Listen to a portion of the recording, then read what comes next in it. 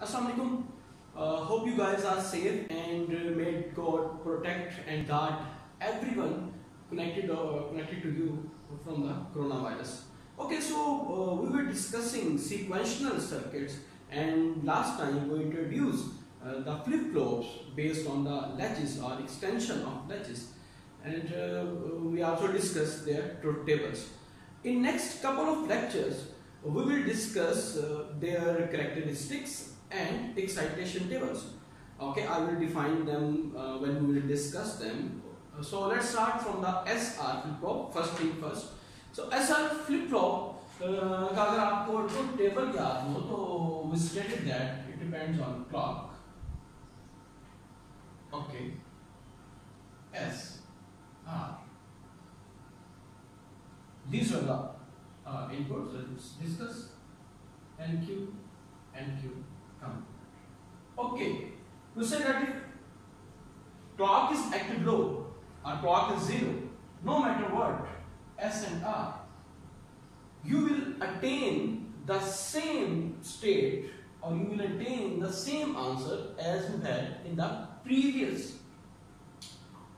state. So that we used to call memory. Right? Then we state that if we change the clock 1 and SR are 0, 0, then 2 you will attain and you will have the same state as we had in the previous input memory. Okay. Then we say 0, 1, you will attain 0, 1, 0, 0, you will attain 1, 1, 1, 1, it is invalid. Not used condition. Okay. अब हम चलते हैं वापस definition पर. Sequential circuit में हमने बात की कि सीक्वेंशियल सर्किट में आपकी जो आउटपुट है वो डिपेंड करेगी आपकी प्रीवियस आउटपुट पर मल्टीप्लाई और आपकी इनपुट पर. If you remember, input give you the output. That output will be feedback. Okay. So output 2 will depend on output 1. Okay. मिसाल दो, आपने अपना प्रोसेस स्टार्ट किया, अपने फ्लिप फ्लॉप का काम जो है आपने स्टार्ट किया, आपने पहली इनपुट दी, उससे कॉरेस्पॉन्डिंग आपके पास आउटपुट आ गई, दैट्स ए आउटपुट नंबर 1.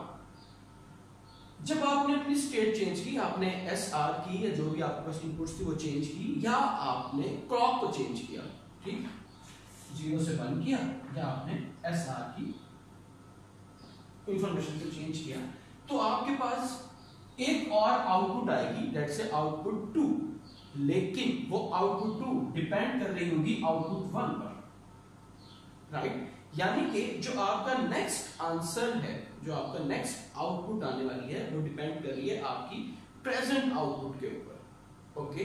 सो इसीलिए अब हम एक और नई टर्म इंट्रोड्यूस करने लगे हैं जिसको हम नेक्स्ट स्टेट और प्रेजेंट स्टेट कह रहे हैं, और हम आपका ये ट्रुथ टेबल जो है वो उसके अकॉर्डिंगली स्विच करने लगे. सो हम जस्ट एक ही आउटपुट के कॉरेस्पॉन्डिंग डिस्कशन करेंगे. अगर कभी किसी को जरूरत हुई तो वो क्यू कॉम्प्लीमेंट की बात कर सकते हैं. ओके. सो हमने कहा कि नेक्स्ट स्टेट SR या आपकी जो भी इनपुट थी उसकी बेस पर हम जो नेक्स्ट स्टेट आउटपुट 2 जिसकी हम बात कर रहे हैं उसको हम लेबल कर रहे हैं n+1. Okay. Q n+1 means next state. So now we are going to predict. हम ये बताने लगे हैं कि अच्छा, अगर आपके पास क्लॉक और SR की ये इंफॉर्मेशन हो तो आपकी नेक्स्ट स्टेट एब्रिविएशन की नेक्स्ट स्टेट क्या होगी. ओके. एक और चीज जो हमने कहा कि वो प्रेजेंट स्टेट या आउटपुट 1, जिसको हम यहाँ पर अपनी एग्जांपल में बात कर रहे थे, तो आउटपुट 1 आपकी प्रेजेंट स्टेट, यानी कि अब आपके पास जब आपने प्रोसेस स्टार्ट किया प्रेजेंट स्टेट आई, वो प्रेजेंट स्टेट आउटपुट 1 आपकी यहाँ पर आ गई प्रेजेंट स्टेट. अब आपको पता चलेगा कि मेरी नेक्स्ट स्टेट क्या आएगी या क्या आ सकती है, वो आपकी आउटपुट 2 बन जाएगी.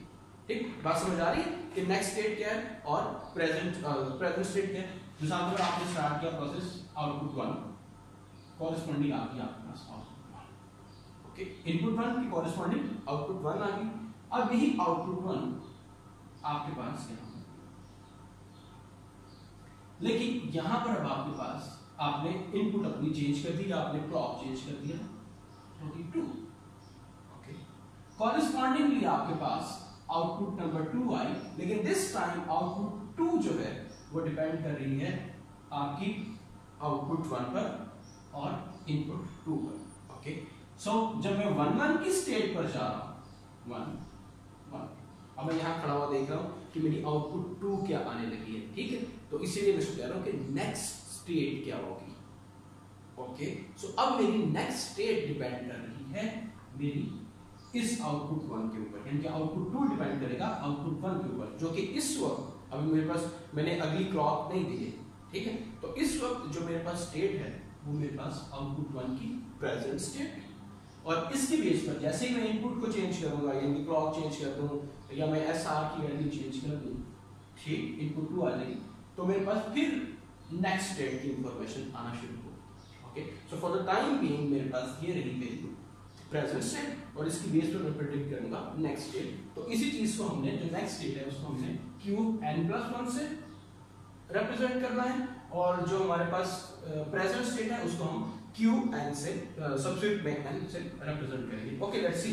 अब मैं आपके ट्रुथ टेबल को रिवाइज करता हूं इसी इंफॉर्मेशन की बेस पे। ओके, जब आपके पास क्लॉक 0 थी और एसआर की वैल्यू डोंट केयर थी, जो मर्जी वैल्यू, तो आपने कहा कि मेमोरी मींस कि जो कुछ आपके पास पिछली स्टेट में स्टोर था वही आपके पास अगली स्टेट में आ जाना, ठीक है, यानी कि जो आपके पास पहली आउटपुट 1 आई थी वही आपके पास आउटपुट 2 में आ जाएगी, यानी कि अगर आउटपुट 1 आपके पास 1 आ गई थी बाइनरी 1, तो आउटपुट 2 भी इक्वल टू 1 हो जाएगा। इसको हमने कहा था कि आपके पास मेमोरी हो जाएगी, ये आपके पास स्टोर होगी चीज। सो Qn+1 नेक्स्ट स्टेट में आपके पास प्रेजेंट स्टेट ही आ गई, ठीक, जिससे हमने एग्जांपल दी कि इनपुट आपने कुछ भी दी, आउटपुट आपके पास 1 आ गया था।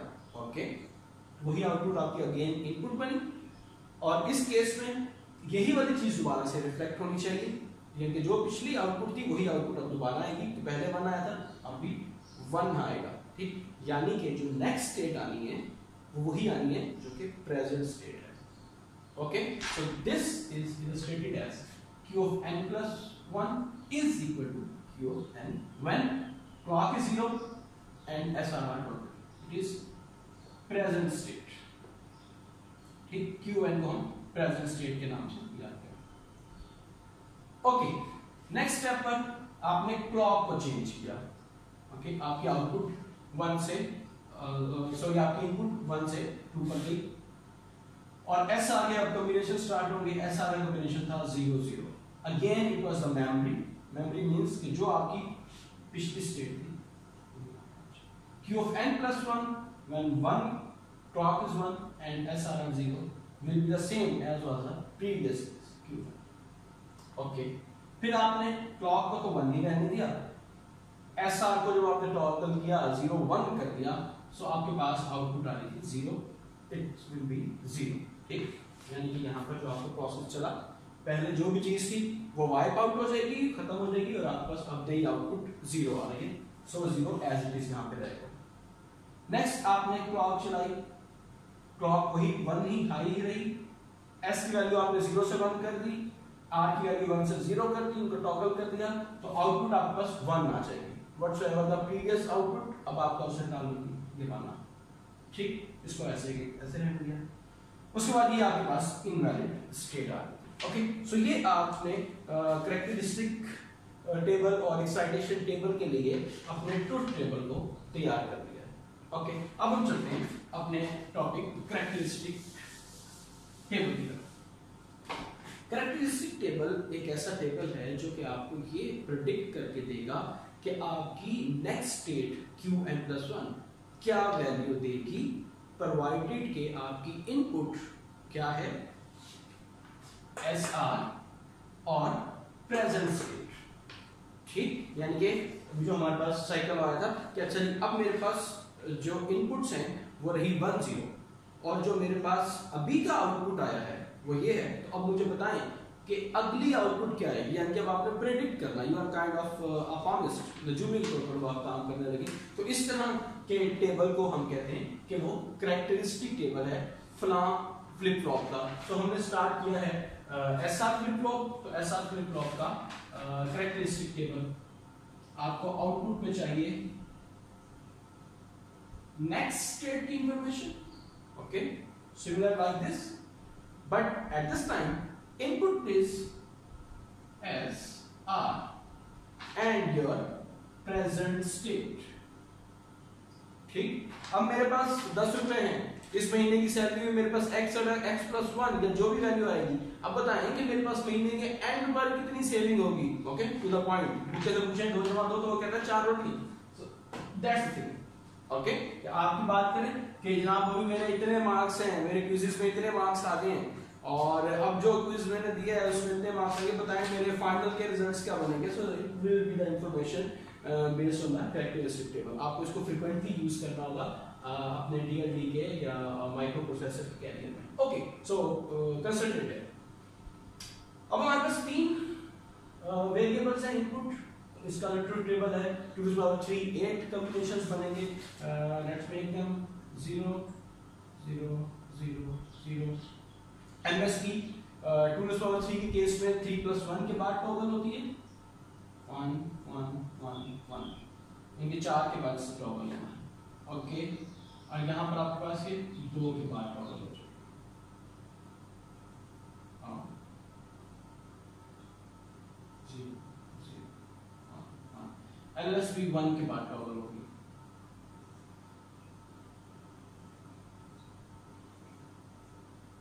ऑब्वियसली आप दूसरे तरीके से भी बना सकते हैं, मैंने जस्ट उसको देखा। ओके, सो अब हम based upon characteristic table depend करता है आपके ट्रूथ टेबल पर और आपका एक्साइटेशन टेबल डिपेंड करता है आपके कैरेक्टरिस्टिक टेबल पर। ठीक, ये तीनों चीजें आपस में कनेक्टेड है।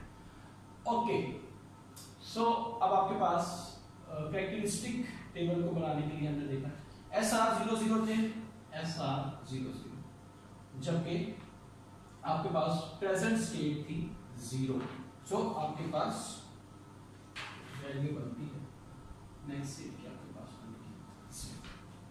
ओके, अगेन 0 1 के पास ये रहा,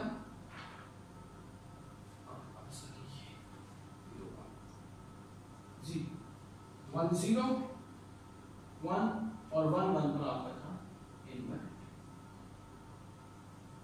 राइट। अगेन 0 0, लेकिन आपके पास प्रेजेंट स्टेट थी 0 0।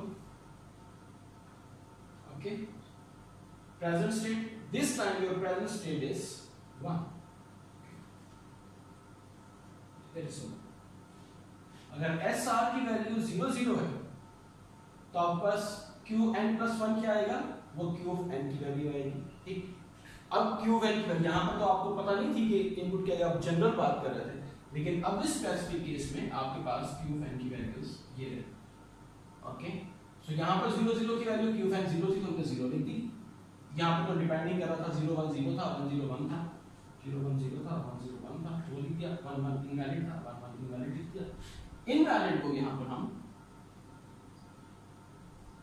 डोंट केयर कंडीशन से रिस्पॉन्ड कर रहे हैं। ठीक, इनवैलिड है ना, वो हम यूज नहीं कर रहे, तो 0 या 1 हम देख सकते। Okay, so next again 0 0, SR value 0 0, next state should be the present state, and for this case present state is 1, so I label here 1. Rest is same 0 1 and that's don't care 1 0 1 and so it's your characteristic table that you have derived based upon your truth table in the form of next and present state form. Okay, so अब आपने इसको equation form में, जिसको Boolean function आप कहते हैं, उस form में जब आपने लिखना है तो आपको पता है कि आप एक ट्रूथ टेबल यूज कर सकते हैं इसका, सॉरी के मैप यूज करेंगे। 3 वेरिएबल्स हैं इनपुट पर, सो आपके पास 3 वेरिएबल्स वाला यानी कि 8 boxes to the power 3 boxes रखा हुआ एक के मैप आ जाए। सो हियर वी गो, आप क्या आउटपुट चाहिए आपको n+1, ओके, और आपकी जो इनपुट है वो 1 2 3। SR को हम इस साइड पे अगर हॉरिजॉन्टल साइड पर रखते हैं 0 0 0 1 1 1 1 0 एंड आपका ओके। अब मुझे इसकी एंट्रीज करनी है 0 0 0 0 0 0 1 is again 0 1 0 is 1 0 1 1 is 1 okay। Similarly and 0 okay। Now I have to reduce this in the form of a Boolean function which will give me okay. So मैं यहाँ पर एक ये वाला बॉक्स कंसीडर कर रहा हूँ ओके। इसको अगर मैं रिड्यूस करता हूँ Q ऑफ n वैनिश हो जाएगा मेरे पास, S मेरे पास है, R भी मेरे पास एलिमिनेट हो रहा है, तो द आंसर S ओके। और S प्लस और आप गेट पर हम इसको ये भी मेरे एडजेसेंट बॉक्सेस बन गए ओके। सो अगर मैं इसको देखूं Q ऑफ n मेरे पास आ जाना चाहिए, जब मैं इस तरफ जा रहा हूं तो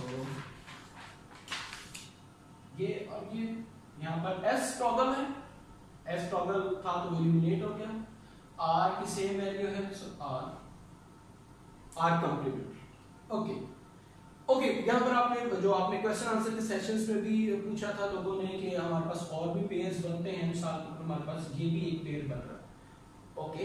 उस वक्त भी हमने रिस्पॉन्ड किया था आपकी इस क्यूरी को। अब दोबारा से इसको हम बताते हैं कि आप ये वाला बॉक्स भी बना सकते हैं ऑब्वियसली, लेकिन इसलिए हमने आपको ना रिड्यूस एज मच एज करवाया था कि आपको ये वाली बात समझ आए कि कुछ टर्म ऐसी हैं जो कि रिपीट करनी है, या कुछ टर्म ऐसी हैं जो कि अननेसेसरी हैं जिनका वहां पर कोई फायदा नहीं ओके। सो अगर आप ये वाली टर्म भी रख लेते हैं अपने पास ओके, ये वाला बॉक्स भी अगर आप कंसीडर करते हैं तो आपके पास Q ऑफ n खत्म हो जाएगा, एस आर कंप्लीमेंट यहाँ पर आपके पास प्लस एस आर कंप्लीमेंट की एक टर्म आ जाएगी।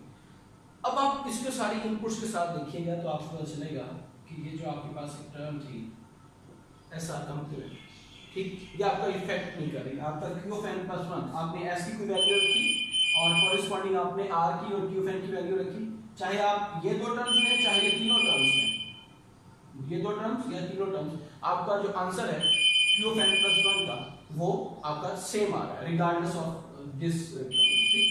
So it's your characteristic base Boolean function जो कि आपको जो है वो याद होना चाहिए।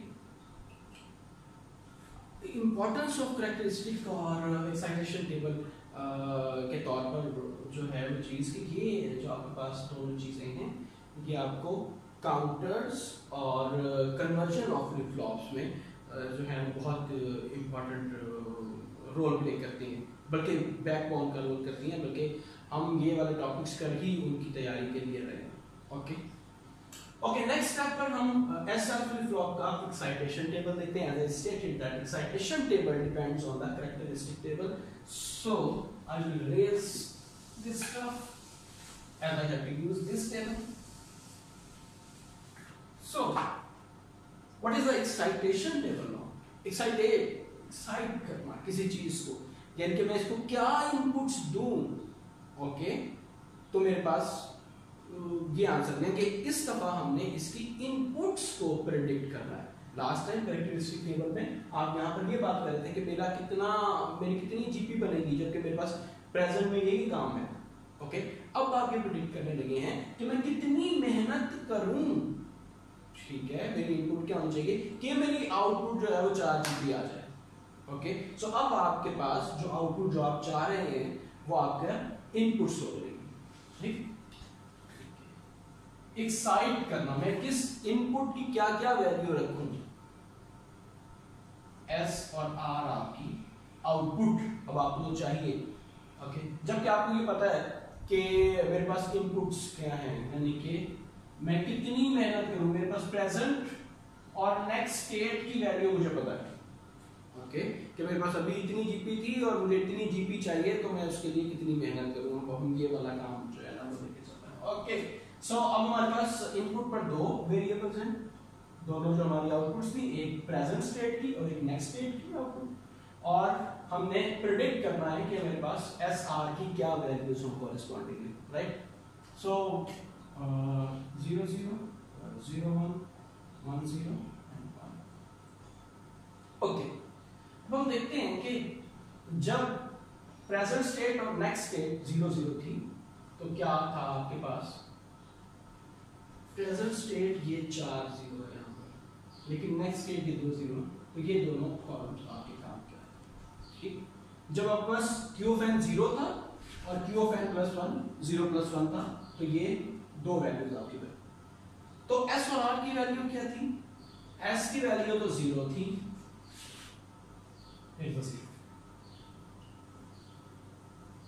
इन दो की बात करें, ठीक। आपको यहां पर ये है ना इनपुट और बस ये दोनों चीजें 0 0, तो 0 और 0 यहां पर भी है, 0 और 0 यहां पर भी है, ठीक। तो इनकी कॉरेस्पॉन्डिंग ये आपके पास वैल्यूज है। S कह रहा है कि मेरी वैल्यू 0 ही थी, R की वैल्यू 0 1 थी, okay. Is it all, don't care. यानी कि आपके पास प्रेजेंट स्टेट की वैल्यू 0 हो और नेक्स्ट स्टेट की वैल्यू जो है वो 0 हो, तो S हमेशा आपके पास 0 होगा और R डोंट केयर, R की अपनी भी वैल्यू रख लें, R की वैल्यू चाहे 0 रखें चाहे 1 रखें, आपके पास Q ऑफ n की वैल्यू 0 आएगी, Q ऑफ n प्लस 1 की वैल्यू 0 आएगी, ठीक। इसी बात को हमने यहाँ पर ऐसे।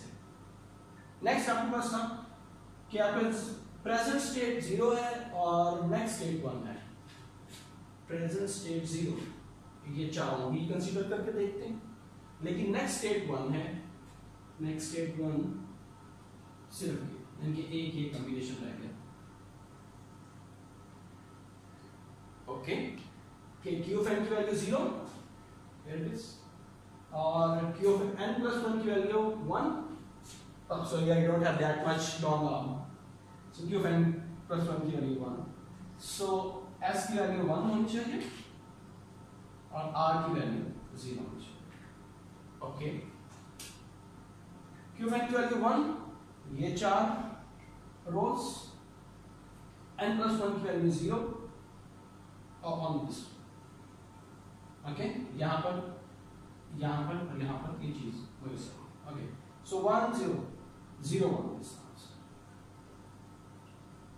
Last combination 1 1, Q of n is equal to 1, we have two spots, Q of n यहाँ पर भी 1 है, Q of n यहाँ पर भी 1 है, लेकिन Q of n plus 1 कहाँ पर 1 है, यहाँ पर 1 है और यहाँ पर 1, ठीक है, ओके। सो यू हैड 3, अब हमारे काम की चीजें ये दो,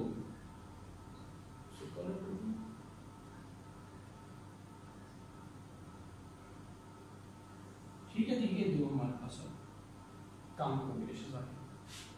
Q of n 1, Q of n plus 1 is also 1, so S की वैल्यू 0 हो चाहे 1 हो, डोंट केयर, जैसे यहाँ पर डोंट केयर, और इन दोनों केसेस में R की वैल्यू 0, राइट। सो ये हमारे पास एक्साइटेशन टेबल बन गया, जो कि हमने कैरेक्टरिस्टिक टेबल की बेस पर यहाँ पर ड्रॉ किया। हमारा टास्क क्या था, हमारा टास्क ये था कि हमने S की वैल्यू निकालनी है और हमने R की वैल्यू निकालनी है, जबकि हमारे पास इनपुट्स हैं ये वाले। एक तो आप डायरेक्टली इसको देख सकते हैं जब आप सिर्फ S की बात करें कि S, okay, S is equal to Q n plus 1, लेकिन हम इसको ट्रुथ टेबल की बेस पर ही निकाल लेते हैं ताकि आपको समझाने में भी आसानी। ट्रुथ टेबल जस्ट 2 वेरिएबल्स हैं, so S के लिए truth table Q of n सिर्फ लिख रहे हैं 0 1 0, both are 0, S is 0, Q of n is equal to 0 and plus 1 is 1, it is 1, Q of n is equal to 0, also Q of n is equal to 1 हो गया, Q of n plus 1 is 0, this column 1 0 it is 0 and 1 1 is 1, so it is the only option that we have, and this gives us eliminate the Q of n, Q of n plus 1. So S is equal to, right? What was the R?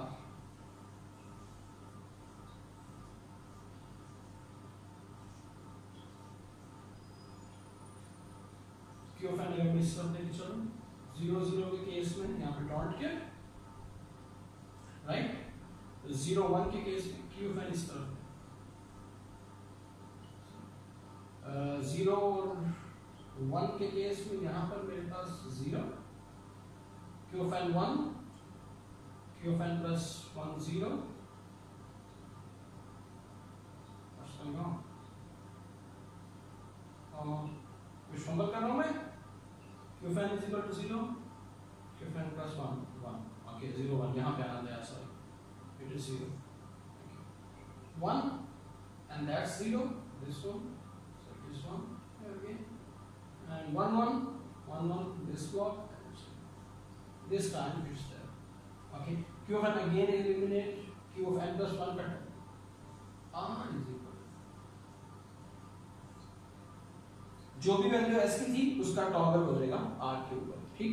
So s की value है आपके पास जो next state, अब next state इसने भाग बता दिया कि अब आपके अभी आपकी जीपी थी 3, तो आपको चाहिए 4, तो आपकी इनपुट कितनी होनी चाहिए? As high as 4 GB. Make sense? समझ आ रही है बात कि आपको कितनी इनपुट देनी चाहिए? बहुत ज्यादा इनपुट देनी है अगर आपने मैक्सिमम जो है अपनी जीपी लेके चलती है 4, ठीक है? So that was characteristic and excitation table for the SR flip flop.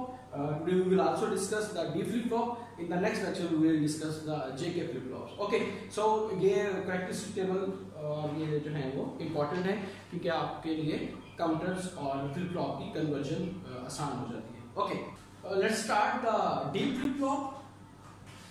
And the simple truth table for the D flip flop was clock as the input and D the only input,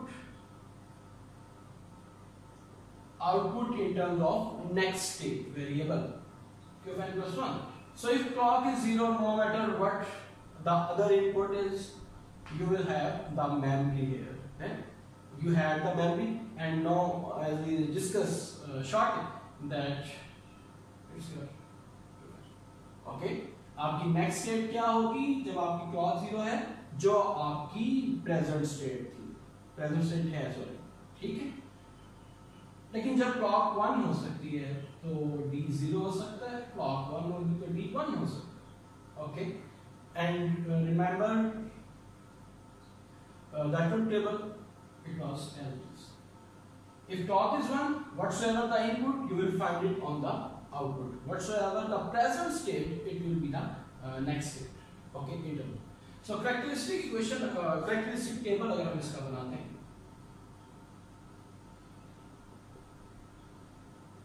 characteristic table ये कहता है कि अब आपको output यही चाहिए,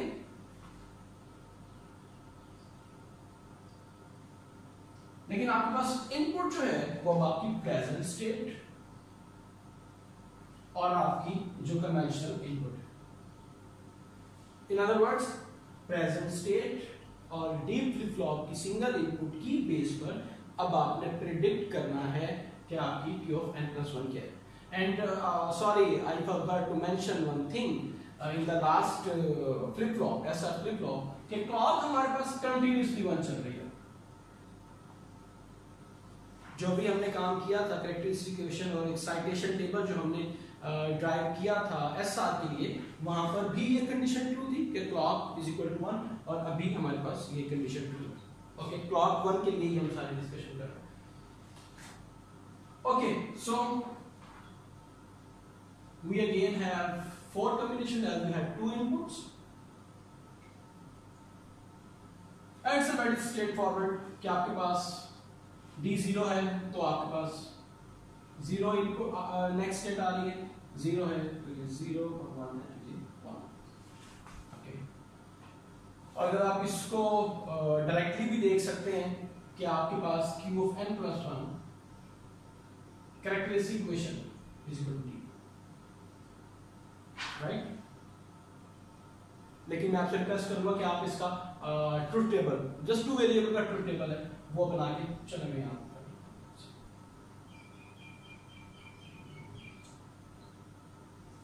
इस side पर 0 1 0 0 1 1 which shows that it's only ठीक।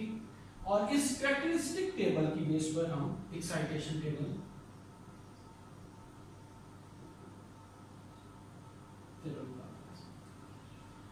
एक्साइटेशन टेबल अब आपको डी एज अ आउटपुट, ठीक, जो कि अभी आपकी इनपुट थी, अब आपने ये देखना है कि मैं इनपुट क्या वैल्यू दूं, ठीक। तो आपका जो इनपुट वेरिएबल है वो एज अ आउटपुट वेरिएबल, और जो आपके आउटपुट वेरिएबल्स हैं वो एज अ इनपुट कंसीडर हो जाएंगे।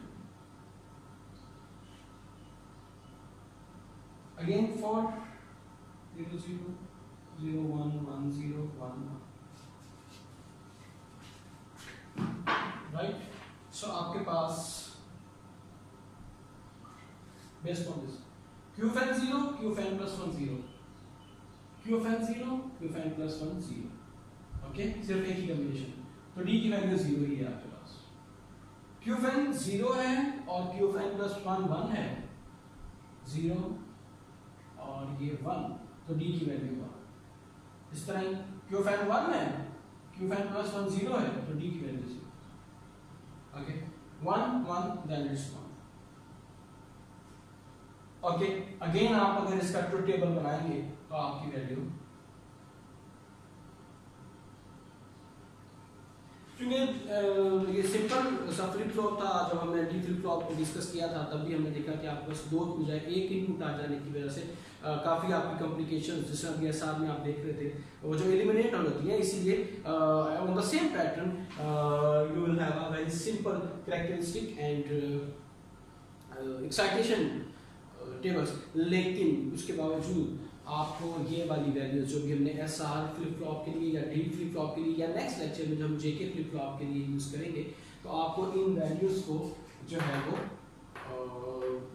अपने फ्यूचर मेमोरी में स्टोर करना होगा, क्योंकि हर दफ़ा जब हम अपने फ्लिप फ्लॉप की कन्वर्जन कर रहे होंगे डी फ्लिप फ्लॉप से जेके फ्लिप फ्लॉप में या एसआर से जेके फ्लिप फ्लॉप में या किसी भी फ्लिप फ्लॉप से किसी फ्लिप फ्लॉप में जा रहे होंगे, कि अब जब हम अपने रजिस्टर्स को पढ़ने के लिए, अपनी मेमोरी को पढ़ने के लिए अपने काउंटर्स को डिज़ाइन कर रहे होंगे या काउंटर डिज़ाइन करने के लिए जब हमें कैरेक्टरिस्टिक टेबल या एक्साइटेशन टेबल की ज़रूरत होगी, तो हम दोबारा से सारा काम नहीं करेंगे कि हम पहले ट्रुथ टेबल बनाएं, ट्रुथ टेबल से कैरेक्टरिस्टिक से हम एक्साइटेशन टेबल, इतना टाइम हमारे पास नहीं होगा।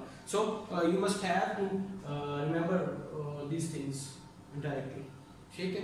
तो आज का हमारा जो टॉपिक, आज का जो हमारा लेक्चर था, इसमें हमने कैरेक्टरिस्टिक और एक्साइटेशन टेबल को स्टार्ट किया फॉर द फ्लिप फ्लॉप्स, और आज हमने एसआर और डी फ्लिप फ्लॉप्स के कैरेक्टरिस्टिक टेबल और एक्साइटेशन टेबल्स को देखा, और आपसे ये रिक्वेस्ट की कि ये जो बहुत अहम टॉपिक है आपके फॉर द काउंटर्स को डिज़ाइन करने के लिए, जो कि वेरी नेक्स्ट टॉपिक होगा इसके बाद, तो इसीलिए आपसे कंसंट्रेशन की और इसको याद रखने की दरख्वास्त की जाती है। Thank you very much.